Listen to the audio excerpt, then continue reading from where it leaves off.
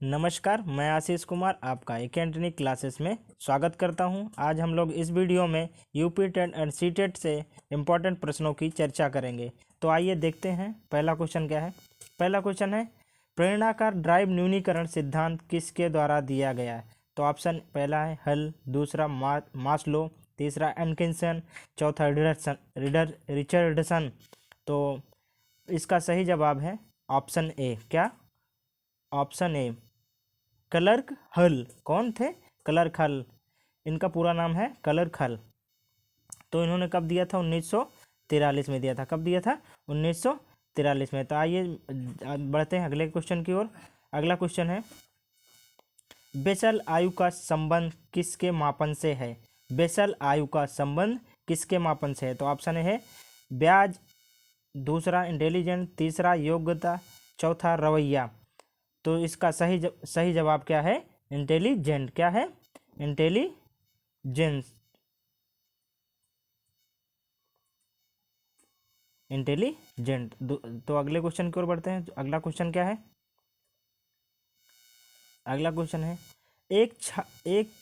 एक छात्र द्वारा निम्नलिखित में से किस भावना का अनुभव होने की संभावना है जब उसके द्वारा किसी गतिविधियों को महत्व दिया जाता है लेकिन उसे निष्पादित करने के लिए बहुत कम नियंत्रण दिया जाता है। तो इसका सही आंसर क्या है? आप लोग खुद ही बताएं। आपको 30 सेकंड का समय दिया जाता है। फिलहाल हमारे में टाइमर चल नहीं रहा है, इस कारण आपको 30 सेकंड का समय दिया जाता है। उसके बाद हम जरूर आपको इसका आंसर बताएंगे।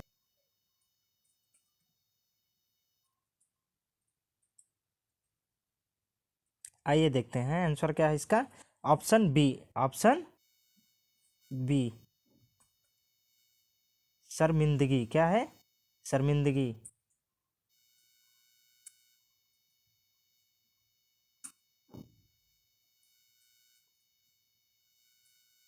क्या है? शर्मिंदगी। अगले क्वेश्चन की ओर बढ़ते हैं। Question number 4। क्वेश्चन है, एनईपी मतलब नेशनल एजुकेशन पॉलिसी 2020 में मूल्यांकन का तरीका डैश से डैश में बदल जाता है। तो ऑप्शन पहला क्या है? योगात्मक, दूसरा रचनात्मक, ऑप्शन बी फॉर्मेटिव कॉमा योगात्मक, ऑप्शन सी लचीला कॉमा कठोर, ऑप्शन डी यूनिफॉर्म एकीकृत। तो इसका सही जवाब है योगात्मक रचनात्मक, ऑप्शन नंबर ए। क्या है? ऑप्शन नंबर ए सही जवाब।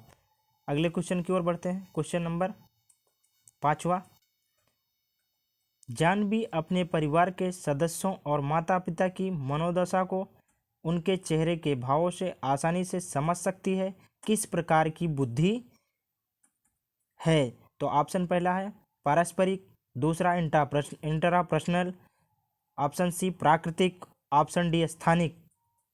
तो इसका सही जवाब है इंट्रापर्सनल। क्या है? व्यक्तिगत रूप से वह सोच रही है। क्या?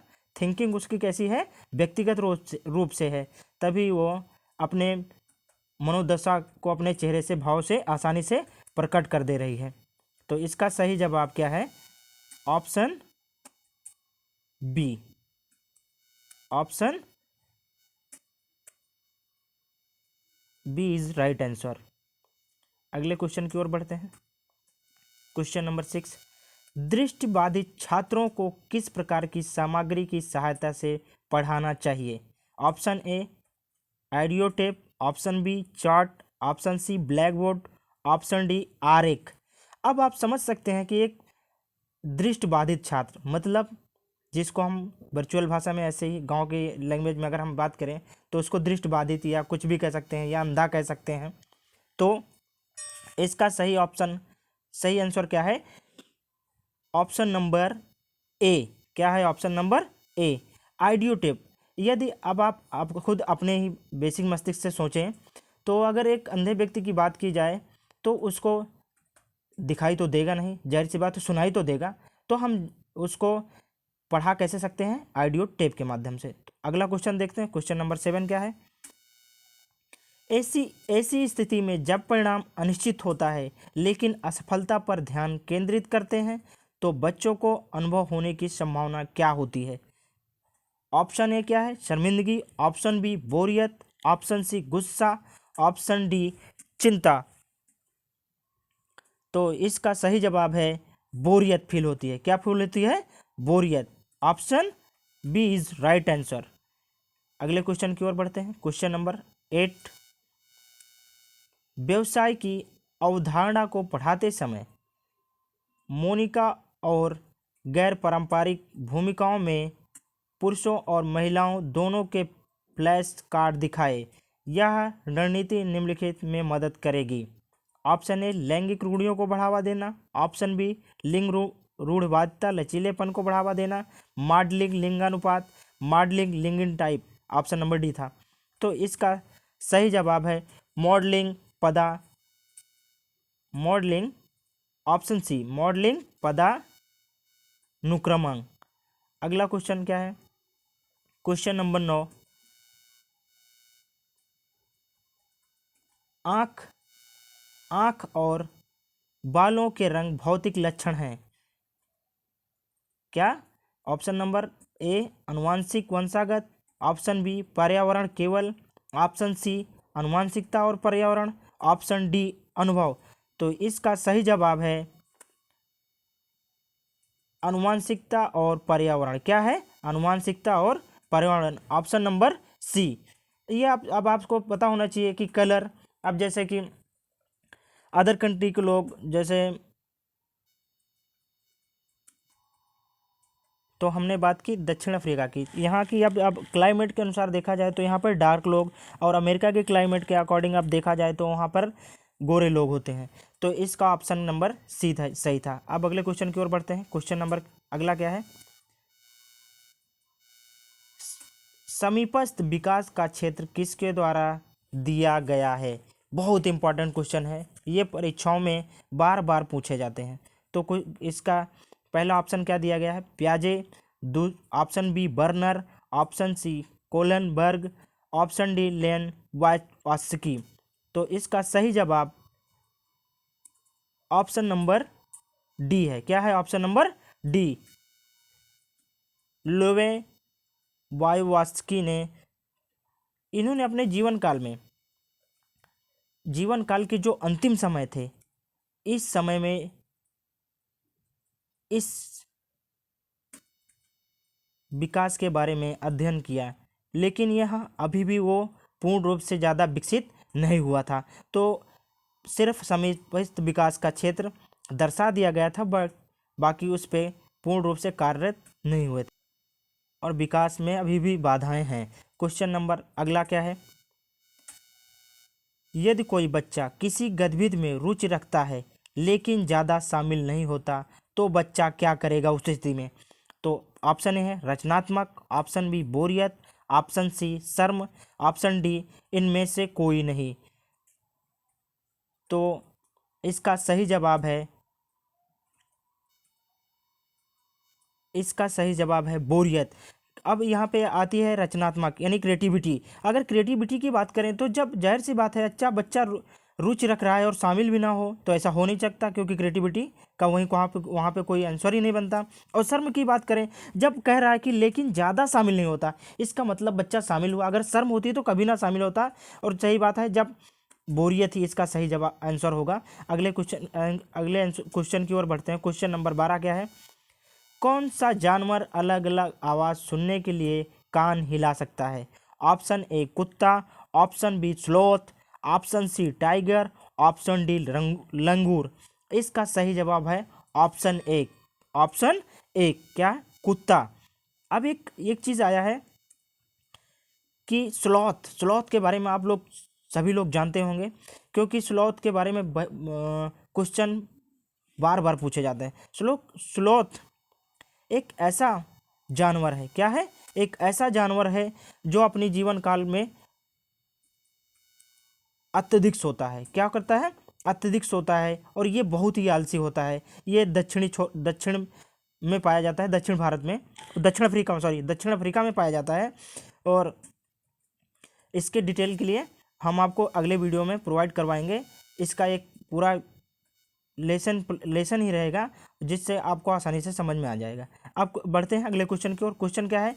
कैरोल गिरिगन कोहेलबर्ग ने सिद्धांत के प्राथमिक आलोचक नारीवादी परिक्षेप आलोचक कौन थे? ऑप्शन नंबर 1 नारीवादी परिक्षेप, ऑप्शन बी यह है कि उनका सिद्धांत बच्चों पर किए गए शोध पर आधारित नहीं है, ऑप्शन सी उनका सिद्धांत संज्ञानात्मक योगदान में भी नहीं होता आता है, उनका सिद्धांत नैतिक विकास की विशिष्ट अवस्था का प्रचार नहीं करता है, ऑप्शन डी था। तो इसका सही जवाब क्या है? नारीवादी परिपेक्ष। क्या था? नारीवादी परिपेक्ष, यानी option number A is right answer. अब बढ़ते हैं अगले क्वेश्चन की ओर। क्वेश्चन नंबर 14 क्या है? बच्चों में अनुदैर्ध्य विकास का क्या अर्थ है? बच्चों में अनुदैर्ध्य विकास का क्या अर्थ है?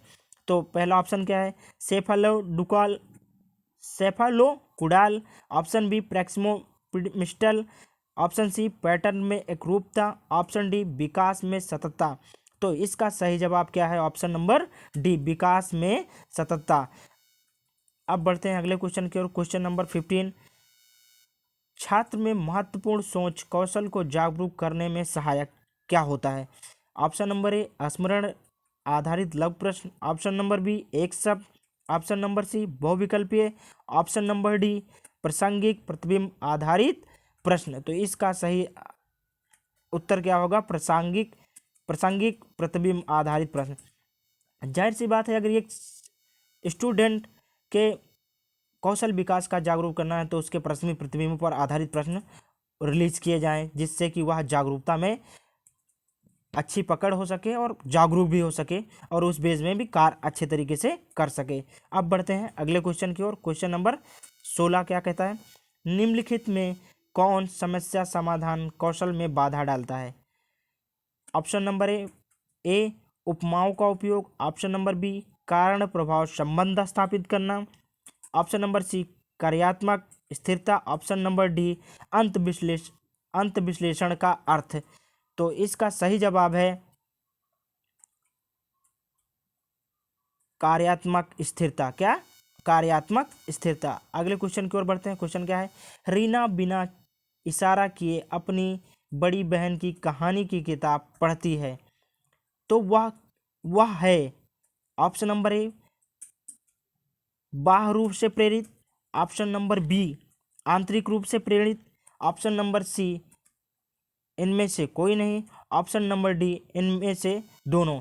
तो इसका सही जवाब क्या है? ऑप्शन नंबर बी, वो आंतरिक रूप से प्रेरित है, ना कि किसी के कहने पर। यदि अगर किसी के कहने पे होता तब वह बाह्य रूप भी हो सकता था और उसकी कुछ आंतरिक इच्छा भी थी तब हो सकता था। अब वह किसी के बिना ही अब वह पुस्तक को पढ़ रही, इसका मतलब उसकी आंतरिक प्रेरणा हुई पुस्तक को पढ़ने की, तभी वह पुस्तक पे अध्ययन की। अगले क्वेश्चन की ओर बढ़ते हैं। क्वेश्चन नंबर 18, एक बच्चा सोचता है कि उसके छोटे तथा लंबे गिलास में चौड़े गिलास की तुलना में अधिक पानी है, प्याजे के अनुसार यह किस चरण में है? तो ऑप्शन नंबर ए संरक्षण, ऑप्शन नंबर बी केंद्रीकरण, ऑप्शन नंबर सी इनमें से कोई नहीं, ऑप्शन नंबर डी ये सभी। यहाँ पे टाइप नहीं है, ये फिलहाल मिस्टेक हो चुका है। अगले समय में जब सेशन होगा तो ऐसी त्रुटियां नहीं होगी। तो इसका सही जवाब क्या है? ऑप्शन नंबर बी केंद्रीकरण। क्या है? केंद्रीकरण। अगला क्वेश्चन की ओर बढ़ते हैं। क्वेश्चन नंबर 19, मोटर और संज्ञानात्मक विकास कब तक होता है? किशोरावस्था तक, जीवन भर, ऑप्शन नंबर सी कर लेते हैं शैशवावस्था, ऑप्शन नंबर सी में कर लेते हैं शैशवावस्था।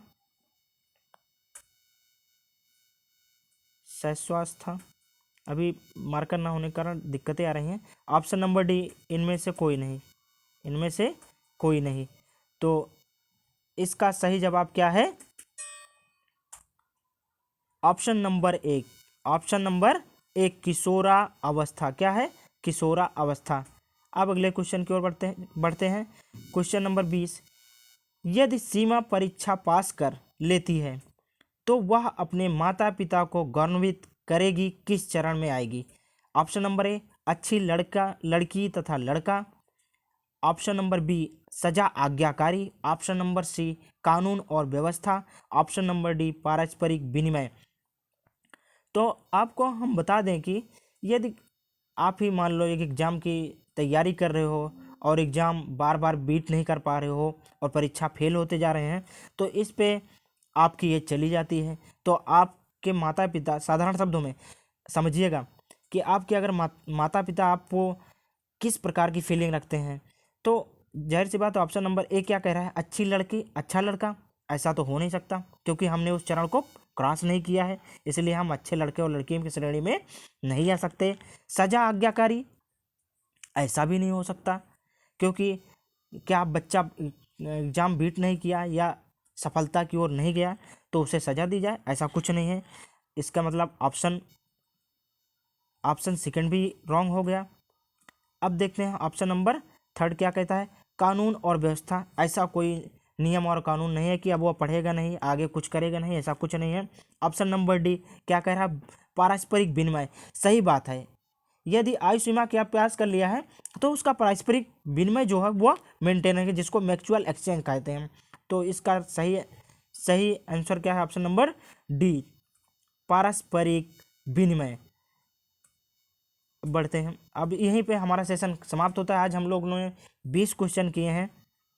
आई होप आप समझ गए होंगे कि ये बार बार परीक्षाओं में पुनरावृत्त किए गए हैं क्वेश्चंस, इसलिए ये बड़ी ही सावधानी और सरलतापूर्वक समझाया गया है जितना हो सके।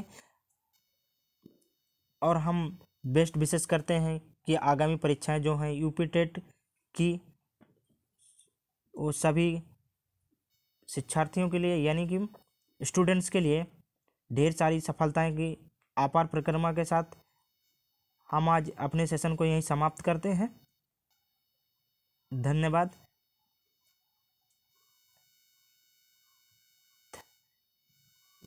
Thank you giving for your time. Slide prepared by Raj Patel, mister Raj Patel.